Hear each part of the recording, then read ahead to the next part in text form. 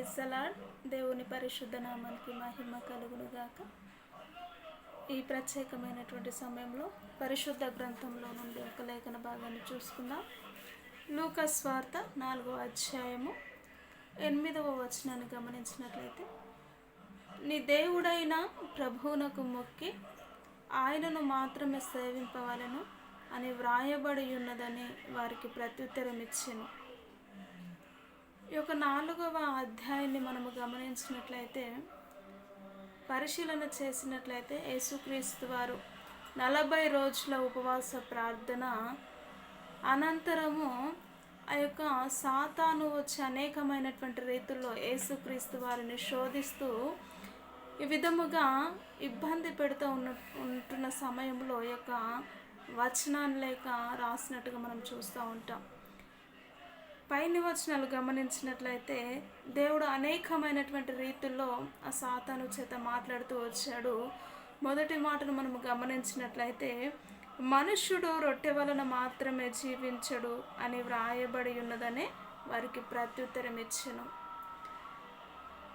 ఆత్మానుసారంగా మనము గమనించినట్లయితే ఒక మనిషి దేవుడి యొద్దకు వచ్చే ఒక సాతాను అనేకమైనటువంటి రీతుల్లో లోకానుసారముగా లేక శరీరానుసారముగా ఆలోచనలు చేస్తూ దేవుణ్ణి ఎంతగానో ప్రభు అయినటువంటి యేసుక్రీస్తు వారిని శోధిస్తున్నట్టుగా ఈ యొక్క వచనంని మనకు తెలియపరుస్తూ ఉంటుంది.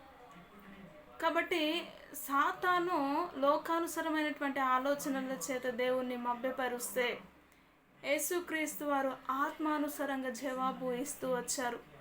కాబట్టి ఆ యొక్క సాతానుడు యేసుక్రీస్తు ఎదుట గడగడ వణికి పారిపోయినట్టుగా మనం చూస్తాం.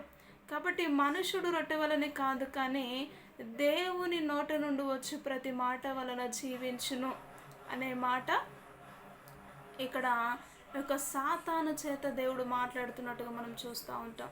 నిజముగా మనం గమనించినట్లయితే మన నిత్య జీవితంలో లేక క్రైస్తవ జీవితంలో గమనించినట్లయితే కూడా అనేకమైనటువంటి రీతుల్లో ఉపవాసాలు ఉన్నప్పటికీ కూడా కొందరికి ఎలాంటి ఇరుకులు ఇబ్బందులు జరగకుండా ఉంటాయి. అంటే కేవలం అదే దేవుని చిత్తము, దేవుని ఆత్మ నడిపింపు వారిలో ఉంటారు. కాబట్టి ఆ విధమైనటువంటి మార్గములో వెళ్ళినను కూడా ఏ విధమైనటువంటి శోధనలు అనేకమైనటువంటి రీతుల్లో జయించగలిగిన సామర్థ్యతను దేవుడు అనుగ్రహిస్తూ వస్తాడు. కాబట్టి ఇక్కడ మాట్లాడుతూ ఉంటాడు సాతాను చేత. 8వ వచనాన్ని గమనించినట్లయితే, నీ దేవుడైన ప్రభువునకు మాత్రమే నీవు మొక్కవలెను లేక సేవింపవలెను అని స్పష్టముగా దేవుడే ఇక్కడ మాట్లాడుతూ వచ్చాడు. కాబట్టి మనము గమనించినట్లయితే ఈ లోకములో నిజముగా అనేకమైనటువంటి దేవుళ్ళుగా పిలువబడుతున్న వారు అనేకులుగా ఉంటున్నారు. కానీ దేవుడు ఒక్కడే అన్న విషయమును అనేకులు గ్రహించలేని పరిస్థితిలో ఉంటున్నారు. కాబట్టి ఇక్కడ సాతాను చేత నేరుగా మాట్లాడుతూ ఉంటున్నాడు, ఇదిగో నువ్వు నీ దేవుడైనటువంటి యెహోవా నీకు తెలుసు, కాబట్టి నువ్వు ఆయనను మాత్రమే నువ్వు మ్రొక్కాలి. తెలుసు, సాతానుకు కూడా తెలుసు నిజమైనటువంటి దేవుడు ఎవరో. కాబట్టి ఆ విధముగా ఫేస్ టు ఫేస్ మాట్లాడుతూ ఉంటున్నప్పుడు అక్కడ నుంచి సాతాను దేవుని మాటలకు గడగడలు వణికి పారిపోయినట్టుగా మనం చూస్తూ ఉంటాం. నిజముగా మన నిత్య జీవితంలో కూడా గమనించినట్లయితే దేవుళ్ళుగా పిలువబడుతున్న వారు అనేకులు ఉన్నప్పటికీ కూడా నిజమైనటువంటి దేవుడు ఎవరు గ్రహించలేక వారి మనోనేత్రములు మూసుకుపోయిన స్థితిలో అనేకమైనటువంటి జనాంగములు ఉంటున్నారు. కాబట్టి ఇక్కడ దేవుడే స్పష్టముగా మాట్లాడుతూ వచ్చాడు, ఇదిగో నువ్వు నీ దేవుడైనటువంటి యెహోవాను మాత్రమే మ్రొక్కాలి, ఆయనను మాత్రమే నువ్వు సేవించాలి అని స్పష్టముగా బల్లగుద్ది చెప్పినట్టుగా చెప్తా ఉంటున్నాడు.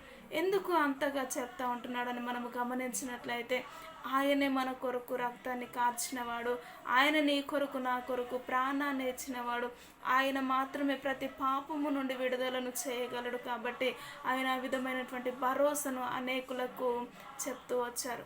కాబట్టి నిజ దేవుని గ్రహించుకొని అనేకమైనటువంటి రీతిలో దేవుని సన్నిధిలో నిలబడే విధముగా మన జీవితాలు ఉండులాగున ఈ సమయంలో ప్రార్థన చేసుకుందాం. ప్రతి ఒక్కరు ఏకీభవించినట్లయితే ప్రార్థన చేద్దాం. సకల ఆశీర్వాదములకు కారణభూతుడమైనటువంటి మా దేవ, నిజముగా నీవు మాత్రమే దేవుడవు నాయన.